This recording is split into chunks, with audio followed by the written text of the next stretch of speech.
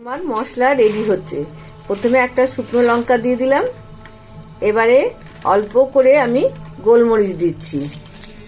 আচ্ছা, ঝালটা আপনারা যে যেমন খান সেরকমই দেবেন। এবার দেখুন এগুলো সব ভাজা হয়ে গেছে। এর মধ্যে আগে থেকে কুচি করে রাখা 3টে মাঝারি সাইজের পেঁয়াজ, আদা, রসুন। আদা দিয়েছি আমি 1 ইঞ্চি পরিমাণ কুচো করে, আর 4 কোয়া রসুন, আর 3টে মাঝারি সাইজের পেঁয়াজ। এগুলো সব কুচি করে ভালো করে ভেজে নিচ্ছি। এটা ভাজা হয়ে গেছে, পেঁয়াজ, রসুন, আদা সমস্ত কিছু। এবার এটাকে আমি একটা বাটিতে তুলে নিচ্ছি। ওই তেলের মধ্যেই আলুটা আমরা একটু ভেজে নিচ্ছি।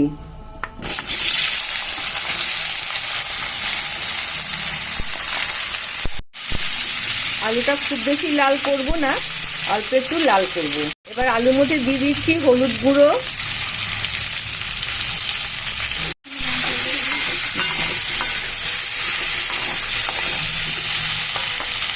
হলুদ আর কাশ্মীরি লঙ্কার গুঁড়ো ভালো করে দেখুন মিশিয়ে ভেজে নিচ্ছি। কাশ্মীরি লঙ্কা, হলুদ সব দেখুন খুব সুন্দর করে মেলানো হয়ে যাচ্ছে। এবার আমরা আলুটাকে কড়াই থেকে নামিয়ে রাখছি। এখানে আমি দই নিয়েছি, দইটা আমি নিয়েছি আর এই বাটিটার 1/2 বাটি মতন। আপনারা আপনাদের প্রয়োজন মতন দইটা নেবেন। এবার আমি দিচ্ছি এর মধ্যে প্রায় 2 চামচ মতন জিরে গুঁড়ো, এর মধ্যে 2 চামচ মতো ধনে গুঁড়ো দিয়ে দিলাম, কাশ্মীরি লঙ্কার গুঁড়ো। সবই যাবে কিন্তু অল্প অল্প করে যাচ্ছে। এইবারে দেব কিচেন কিং মশলা, এটাও অল্প দিচ্ছি। এবারে আমি দিচ্ছি চিনি। চিনি আমি অল্পই দেবো, নুন চিনিটাকে ব্যালেন্স করার জন্য, টেস্টটাকে ব্যালেন্স করার জন্য। খুব ভালো করে আমি এখন ফেটিয়ে নিচ্ছি। নুন, চিনি সমস্ত রকম মশলা দিয়ে খুব ভালো করে এটাকে ফেটিয়ে নিতে হবে। একটু ভালো করে ফেটিয়ে নিয়ে আসছি। দেখুন দইটা খুব সুন্দর ফেটানো হয়ে গেছে। দেখুন সমস্ত রকম মশলা, নুন, চিনি মিশে গিয়ে দইটা খুব হালকা হয়ে গেছে। এরপরে আমি কি করছি সেটা আপনাদেরকে আমি দেখাবো। কড়াইতেই আমি দিয়ে দিলাম সামান্য তেল, আর তেল দেবো না। আগে দিচ্ছি গোটা জিরে ফোড়ন, তারপরে দেব আমি এখানে গরম মশলা, একটা এলাচ, একটা ছোট এলাচ, একটা বড় এলাচ আর 4টে লবঙ্গ আমি থেতো করে নিয়েছিলাম, সেটাকে দিয়ে দিলাম। এবার মশলাটা ভালো করে এখন আমি ভেজে নিচ্ছি। আমার ভাজা হয়ে গেছে। এবার আমি আগে থেকে ফেটিয়ে রাখা দইটা আস্তে আস্তে এর মধ্যে দিয়ে দিচ্ছি। আপনারা হয়তো ভাববেন যে দইটা ফেটে যাবে, কিন্তু দেখুন দইটা ফাটবে না। দইটা এই সময়তে খুব কম আঁচে রেখে আমি দইটাকে সমানে এইভাবে নাড়িয়ে যাব, কারণ এর মধ্যে যে ধনে গুঁড়ো, জিরে গুঁড়ো সমস্ত কাঁচা মশলা পড়েছে, সেগুলো সবকে তো ভাজতে হবে। দইটাও একটু ভাজা ভাজা করতে হবে, কারণ যেহেতু এটা কোরমা, সেই কারণে এগুলো এত বেশি ভাজাভাজি করতে হচ্ছে। পেঁয়াজ, রসুন, আদা, লঙ্কা আমি যে এখানে ভেজে নিয়ে তুলে রেখেছিলাম, এখন সেটাকেও এর মধ্যে বেটে দিয়ে দিচ্ছি।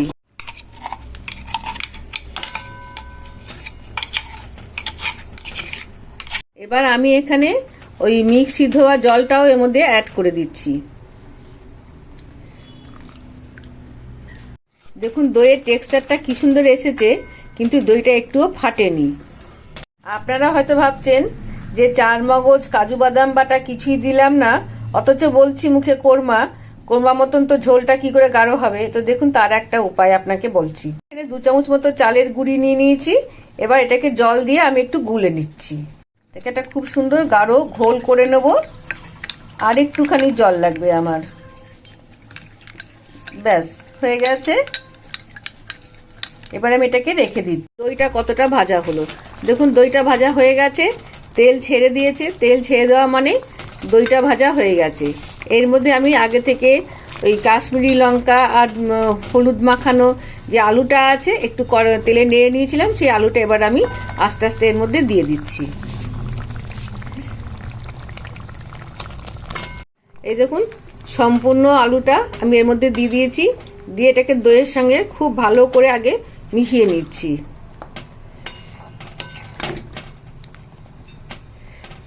রংটা দেখুন কি দারুণ রংটা এসেছে, খুব সুন্দর রংটা এসেছে। চাল গুঁড়িটা যেটা গুলে রেখেছিলাম সেটাকে দেখাচ্ছি, সেটাকে এর মধ্যে আমি দিয়ে দেবো। যেটা গুলে রাখা চাল গুঁড়িটা দিয়ে খুব ভালোভাবে এখন আমি এটাকে নেড়ে নিচ্ছি। কিছুক্ষণ এর মধ্যে আমার এটা চাল গুঁড়ো মাখানো জলটা এর মধ্যে মিশবে। এই দেখুন, এটা আমি এখন 5 মিনিট পরে এসেছি, এইরকম হয়েছে। এবার আমি গ্যাসটাকে অফ করে দিয়ে আমি ওপর দিয়ে একটু কাসুরি মেথি গুঁড়ো দিয়ে চাপা দিয়ে রাখবো। আমি রোস্টেড কাসুরি মেথিকে হাতে গুঁড়ো করে ওপর দিয়ে ছড়িয়ে দিচ্ছি।